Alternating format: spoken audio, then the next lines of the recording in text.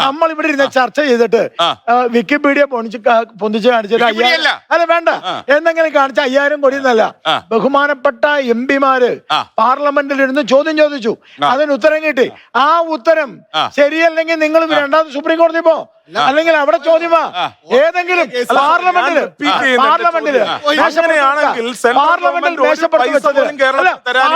മേശപ്പുറത്ത് വെച്ച റിപ്പോർട്ടില്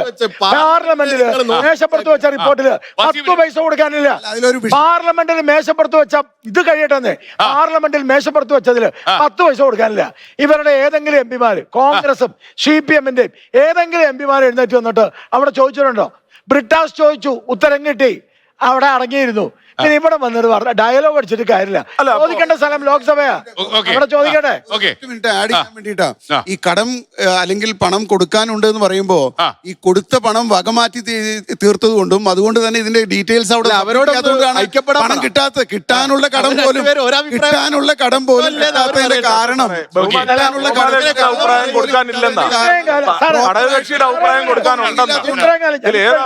ഇത്രയും കാലം എല്ലായിടത്തും പറഞ്ഞു നടന്നതാണ് ഗ്യാസിന്റെ പൈസ കിട്ടിയില്ല, ഗ്യാസിന്റെ പൈസ കിട്ടിയില്ല. അവസാനം ഈ കാര്യം പ്രേമേന്ദ്രൻ അവിടെ ചോദിച്ചു ഗ്യാസുമായി ബന്ധപ്പെട്ട്. കൃത്യമായ ചോദ്യം പ്രേമേന്ദ്രൻ GST-യുടെയും ഗ്യാസിന്റെയും ചോദിച്ചപ്പോ വളരെ കൃത്യമായ ഉത്തരം കിട്ടി. 10 പൈസ കൊടുക്കാനില്ല. പിന്നെ ചോദിച്ചിട്ടില്ല.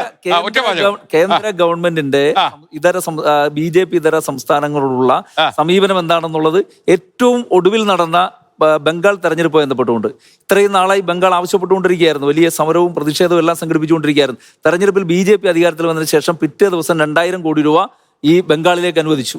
അതായത് കേരളം ഉൾപ്പെടെയുള്ള മറ്റു സംസ്ഥാനങ്ങളെല്ലാം അവർക്ക് ലഭിക്കേണ്ട, ഇവിടെ ഇരുന്നുണ്ട് കേരളത്തിൽ പണം ലഭിക്കാനില്ല എന്നൊക്കെ പറയുന്നത് എത്രയോ മ്ലേച്ഛമാണ്. സത്യം പറഞ്ഞാൽ എത്രയോ മ്ലേച്ഛമാണ്. ഏതെല്ലാം മേഖലകളിൽ, കാർഷിക മേഖലയിൽ എനിക്ക്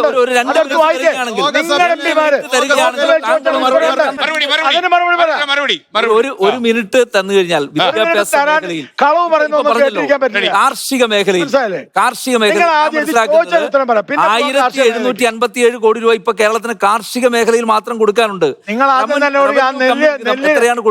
ചോദിക്കട്ടെ, ഒരു സിമ്പിൾ കാർഷിക മേഖല ചോദിച്ചോണ്ടാ നെല്ലിന്റെ ഉൽപാദകർക്ക് കേരളം കൊടുക്കാനുള്ള പൈസ കൊടുത്തിട്ടില്ല, കേന്ദ്രം കൊടുക്കാനുള്ള പൈസ കൊടുത്തു. കർഷകരുടെ കാര്യം, നെല്ലിന്റെ ഉൽപാദകർ കർഷകരല്ലേ? നെല്ലിന്റെ ഉൽപാദകർ കർഷകരാണ്. നെല്ലിന്റെ താങ്ങുവില കേരളം വർദ്ധിപ്പിക്കാം എന്ന് പറയുമ്പോൾ അത് വർദ്ധിപ്പിക്കാൻ പാടില്ല എന്ന് പറഞ്ഞാണ് ഇതല്ലേ ശുദ്ധ നുണ.